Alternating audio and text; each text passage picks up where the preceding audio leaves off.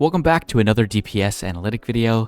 This is going to be the first week of the Temple of Ahn'Qiraj for Season of Discovery. Looking at all percentiles first, we'll see a pretty healthy median DPS compared to Molten Core. In Blackwing Layer, it was pretty balanced for the most part, but not too many outliers and too many things standing above everything else.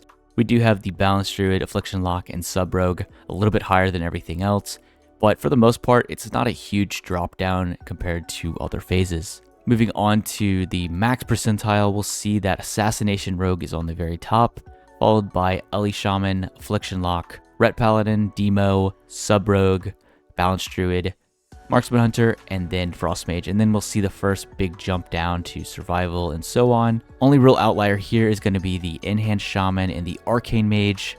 Other than that, everything is not too far apart, and even the DPS at the very top can switch throughout the coming weeks. Moving to 95 percentile, we'll see that the Ret Paladin moves down a couple of spots. Balance, Sub, and Affliction still very far at the top. Elisham and Frostmage doing incredibly well compared to previous phases where they were much lower on the DPS meter. And then a completely different swing of things, the Fire Mage, Feral Druid, and Fury Warrior all towards the bottom half of the DPS. Typically, these are the three top performing specs, and I would assume in the next coming weeks, these three specs will start to move up in the rankings, considering how well they scale with gear. And then moving on to all bosses specifically, we're just going to take a glimpse at what is currently the top DPS for every single boss encounter.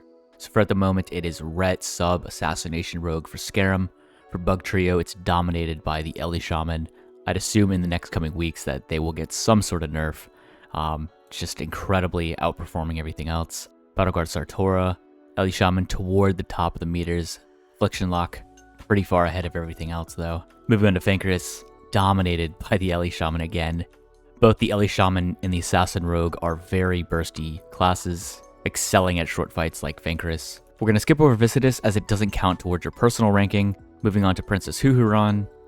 Pretty close compared to other fights as it's just a single target encounter. Most of these other fights have some sort of cleave going on.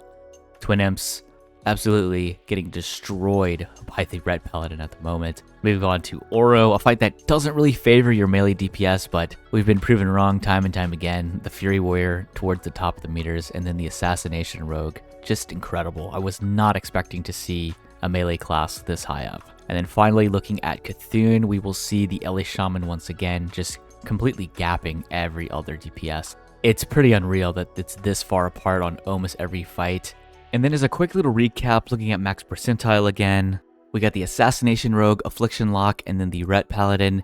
Maybe these classes will receive some sort of adjustments in the future. We'll just have to wait and see. And that's about it. Like and subscribe for more videos just like this one.